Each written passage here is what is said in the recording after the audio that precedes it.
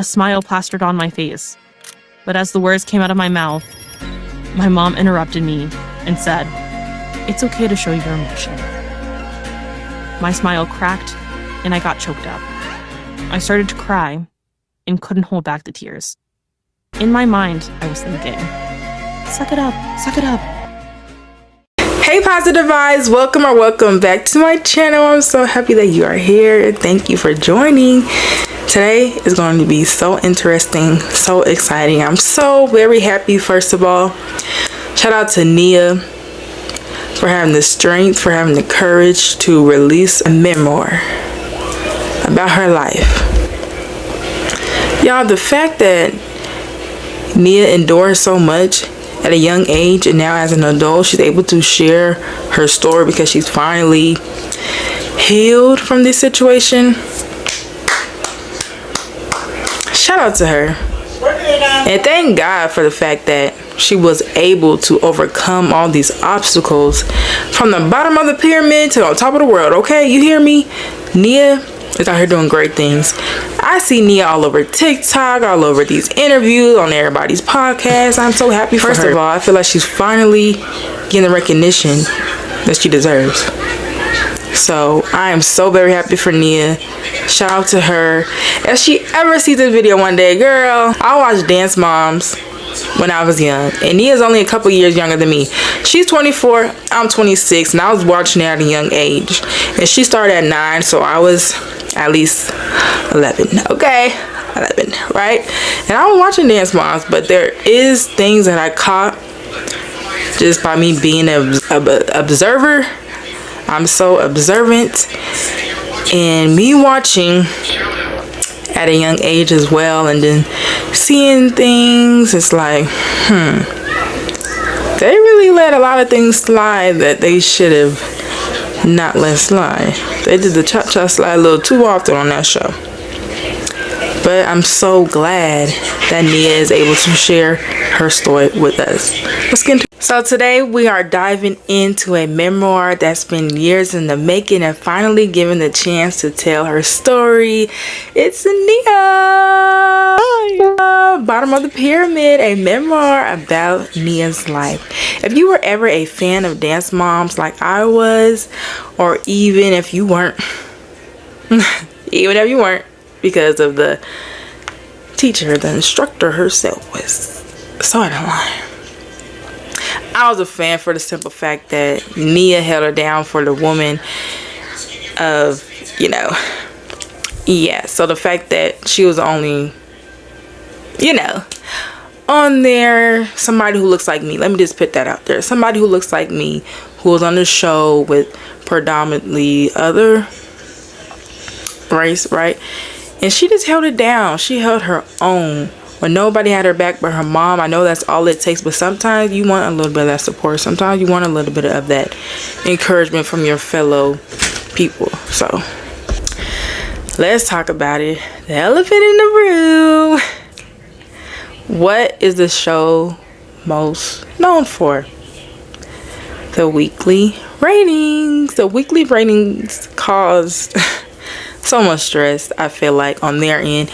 Even for me as a fan watching it on the TV screen, it's like, please don't let Nia be on the bottom of the list again. I'm sorry to say like that, but the fact that she's owning it, that she was on the bottom of the pyramid, I feel like gives me a little bit of the right to say that. Because, if we're being honest and we all watch the show, most of us, it's like, Nia, it just was so obvious to always give her the bottom of the pyramid. The bottom. Nia, you're last. Nia, you're not good enough. Nia, you suck. Basically, it's like they're throwing all this stuff in her face. But you know what? Nia is more than all of that. She's beyond the pyramid, first of all. She don't need to be on that pyramid because she's above and beyond the pyramid. I'm glad that things like this didn't tear her down to the point where she just, God forbid, lost her mind or did things that she wouldn't be able to come back from. I'm glad that she wrote this book when she was in the right headspace, like she said, not angry and things like that. I'm so happy for that. So yeah, the weekly ratings that cause so much stress. Nia, an original cast member, spent a lot of time on the bottom. A lot of time. A lot of time. I can't say I feel for her in that way because, you know, I didn't grow up as a dancer or things like that. But in school, I definitely feel like I was out of place. You know, definitely at school I was out of place, and that's where I feel like I can relate to her on that aspect. Like I feel like I was at the bottom of the pyramid when it came to, you know, being liked in school or being called on, making friends, whatever the case may be. I feel like even in sports, I feel like I was the bottom of the list, like the bottom of the barrel, whatever. Everybody overlooked me. Nobody really seen my values. Nobody really appreciated me. Now that I'm grown, I got a story to tell too. Y'all want to read my memoir? I'm just so happy for Nia. I really am. It's like I know her personally, but y'all, I don't know this girl and she don't know me. I mean, I know of her, but obviously I'm acting as if, you know, I truly deeply know Nia. I mean, I feel for Nia in certain aspects of life, but I haven't experienced that, especially at a young age like her.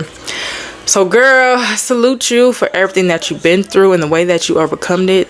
It's all God, okay? But this book isn't a pity party.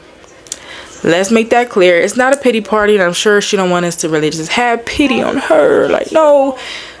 But I do feel for her because she definitely, like, I'm not even at the point of reading the whole book. I'm only at the beginning.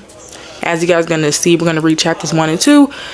But it's like, I know there's like so much pain within this. Like, even watching the show, I'm just so glad that she's telling her story. Cause I'm like, there's some of this girl had to endure. There's just so much. Because having a grown lady like Abby, first of all, disrespecting kids the way she did. I know it's like harsh, you know, coaching, whatever. Because then there's the dancing dolls, and then you got Diana. She talks a little reckless. I would say a little, because compared to Abby, it's like, shoot, she got nothing on her. Because Diana, I mean, when she says it, they do get the fact, like, okay, she's doing this to help them. She was doing the stuff she was saying to Nia was just to downgrade her. It's just that plain and simple. She was just downgrading her, downplaying her abilities, downplaying everything. But like I said, this book isn't a pity party. It's her reclaiming that narrative. So let's talk about how raw truth Nia reveals. Even if you've never seen a single episode of this show, this book is definitely worth reading.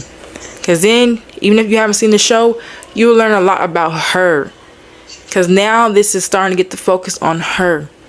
Beyond the show, and just realize, who is Nia? Who is this person beyond the surface of just being on the dancing show? Beyond the person who was always at the bottom of the pyramid. You know? But Nia uses it as a metaphor for anyone who has ever felt misunderstood, overlooked, or simply not good enough. The book takes us behind the scenes, and what Nia shares is tough. She details how the pressure and the dramas weren't just for TV. They had a raw, devastating impact of her mental health and her friendships. And that was like one of the hardest parts to write, because I never want to make those girls look bad, because it wasn't, I'm not mad at them or anything, but that is how I felt at the time. The memoir highlights how she felt not fitting into a particular authentic of the dance world, an experience that was uncompounded by being the only black dancer on the show. For even the episode where Nia had to fight for the right to play Rosa Parks. Why? Although the Rosa Parks routine from season 3 was a great dance that I loved, it was very controversial for that reason. It was so well choreographed, we knew it would be a winner from the start. And having the chance to represent Rosa Parks, especially after all that I had endured at the studio, meant the world to me. Given how I was typically chosen for dances of this nature, I had no doubt I would be granted the opportunity.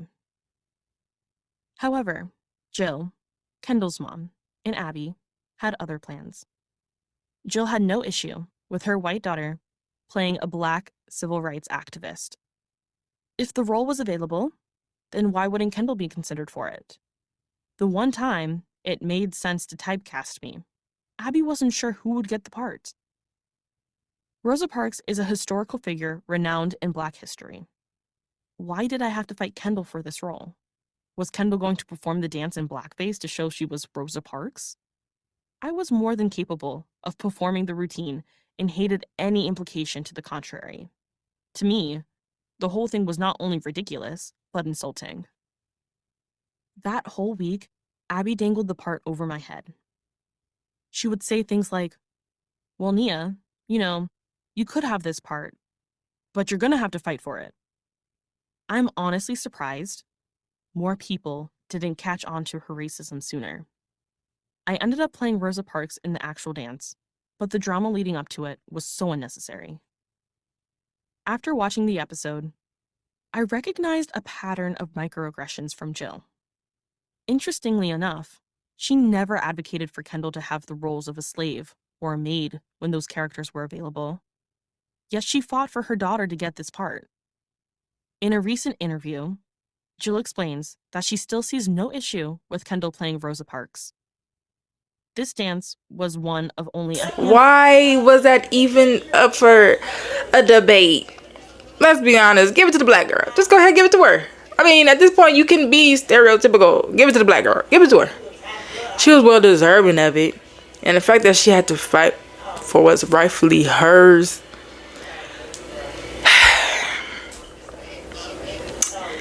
All right. This wasn't just about dance. It was about identity. This memoir is Nia saying what you saw on TV was an edited story. This is her truth. And I'm so excited. I'm so happy at the fact that she's telling her story and telling her truth. On TV, things are edited. Some things are scripted. Some things don't even make sense. Some things don't even add up. Some things are just fake and drama. But this is Nia's true story. This is her book. This is her life.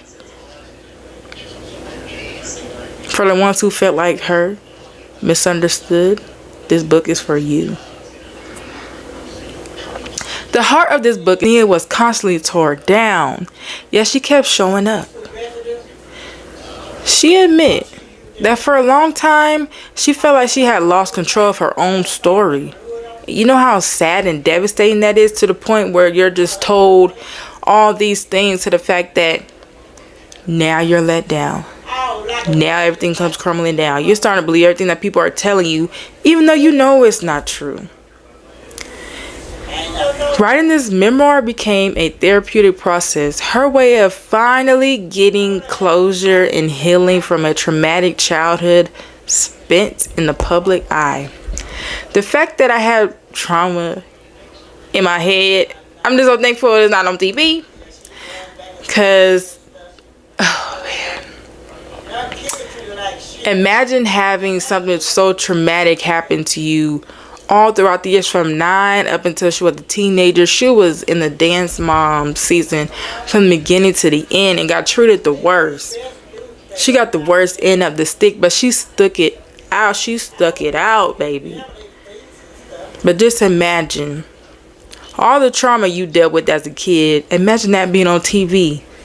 Then there's moments when you have to relive that.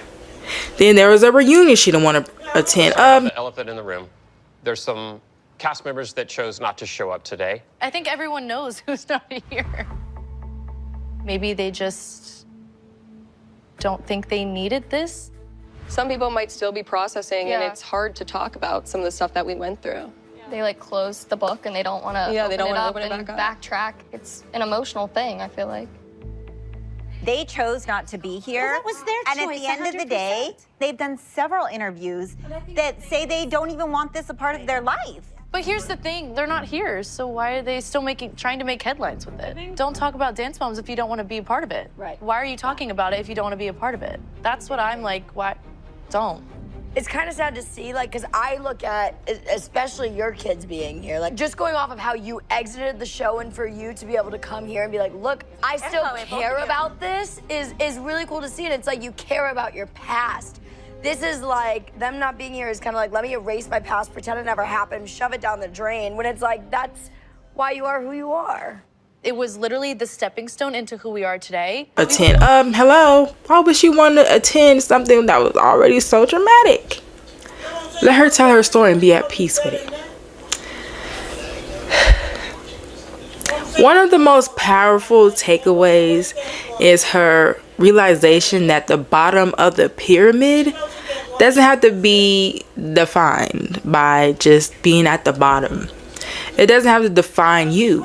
She transforms that label from one of a defeat of one of the potentials. She proves that despite being consistently criticized, like having to relearn how to walk at one point, I was in a wheelchair at one point because I couldn't walk. My legs hurt so bad. I couldn't, have a blanket over my legs. I couldn't wear socks. Like it hurt that bad.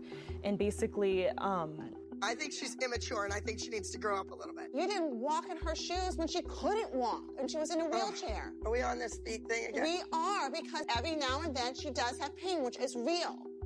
But there's no injury. Technically, there is no injury, but your body is sending pain signals to your brain, so you are in very real pain. At one point, do y'all know this girl couldn't walk at some point?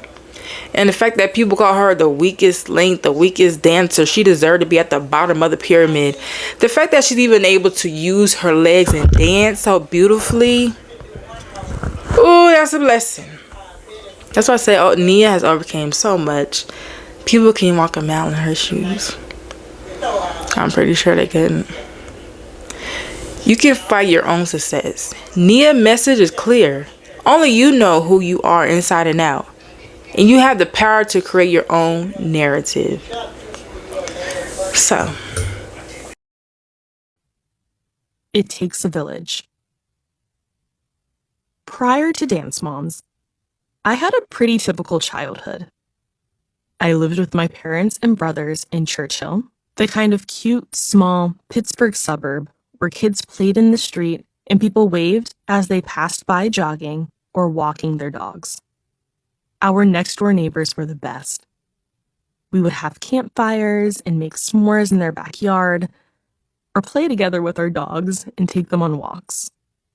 We'd ride bikes, go to the local swimming pool, play house, and hang out in our hot tub. Whenever we were out of town, they would collect our mail and check on the house. Some of my fondest memories are from summer vacations with my family. On Myrtle Beach, where my parents had a timeshare, we spent hours walking along the shore, the sun shining bright on our skin and sand between our toes, while my mom made sloppy joes or tacos in the property's small kitchen, located just off the living room and 2 bedrooms. Our mornings were spent at the pool or the lazy river, while afternoons at the beach included sandcastle building and shell collecting. Sometimes we'd go mini golfing, or to medieval times, and on rainy days, we'd sit inside and play board games or watch TV shows, like Drake and Josh or SpongeBob SquarePants. Taking that trip was something we looked forward to each year. It was a time when everyone was happy and carefree, our only focus on enjoying our family.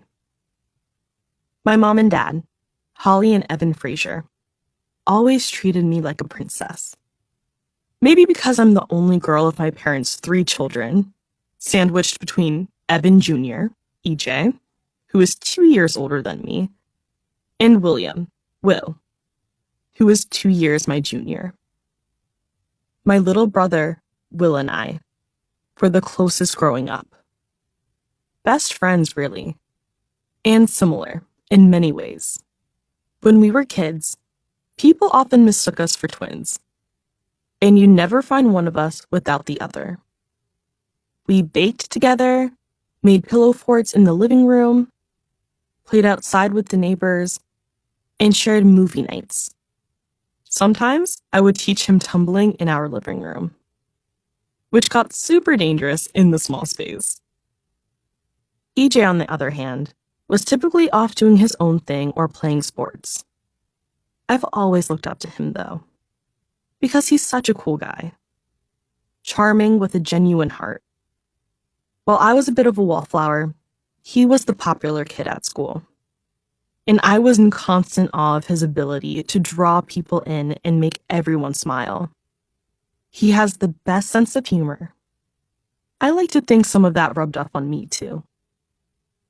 Our tight-knit family valued customs like eating meals together in our cozy living room, helping my mom cook in the kitchen, walking our dogs, and playing board games, especially chess. The support we've always shown one another has strongly influenced the person I am today. In the early years of my life, my mother was the principal of our elementary and middle school, and my father was the CEO and executive director of a nonprofit social services agency called The Hill. Chapter 2. Competitive Edge. Before I joined the competition team, I attended dance class only on Wednesdays. But now that I was a part of the team, practice was after school 3 days a week, Monday, Tuesday, and Thursday. Being a part of this team will take over your life, Abby warned us. But my mom didn't really understand how that could happen until it did. On the days I had dance, I'd sit through class impatiently, waiting for school to be over so Granddad could pick me up and take me to practice. I looked forward to our routine of riding in his big sedan that smelled of cigarettes. First, we'd stop at the McDonald's by the studio to grab my favorite afternoon snack, a cheeseburger Happy Meal with ketchup only, fries, and a Sprite, and then head to dance. Practice started around 4 o'clock and lasted until about 8. My mom would try to make it there whenever she got off early so she could watch me dance for a little while. My brothers hated when she stayed because that meant they'd be forced to sit with her until I was done. On later nights, my dad would pick me up, often just coming home from one event or another downtown.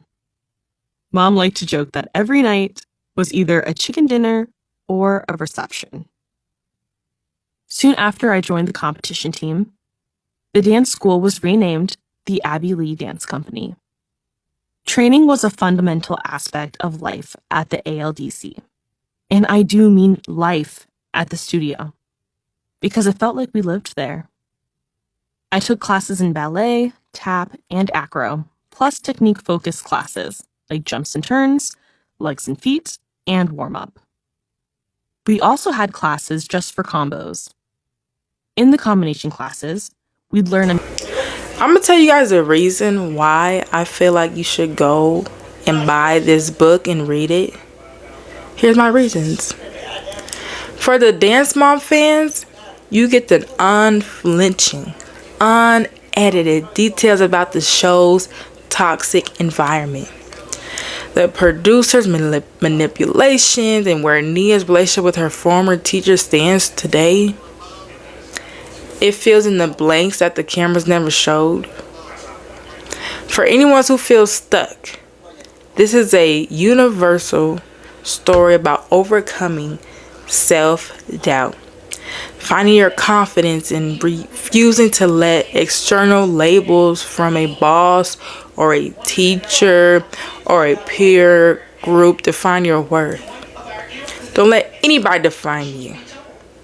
This is your story. It's about turning pain into purpose. For the conversation of race and media, Nia experiences provide a vital perspective of what it's like to navigate a competitive, highly visible space where you are often the only person who looks like you. Think about it. If you're in a room with a whole bunch of different people and you're the only one who looks like you, how comfortable will you feel in that situation? Bottom of the Pyramid. I love that title so much, and I'm so glad that she just reclaim that title. It belongs to her, and I say that in the most respectful way possible. I know people think bottom of the pyramid can be defined as something bad, because as we seen on TV, it was referred to as being like the bottom, like you'll never get to the top. Basically, once you're at the bottom, it's gonna be hard for you to make it to the top, because that person at the bottom is beneath you. The person at the top is so above you. They got it all figured out. No, scratch that. Bottom of the Pyramid is an inspiration, deeply human book about finding your footing when the whole world is watching you trip. Nia doesn't ask for sympathy. She delivers a celebration of triumph, her growth, and her commitment to her social justice causes like voting and body positivity. So have you read it? What part of Nia's journey resonated with you the most? Let me know in the comments. Don't forget to smash that like button if you appreciate what I said. Don't forget to like, comment, subscribe, and I'll see you in the next video. Don't forget to pick up this book. You won't regret it. Thanks for watching.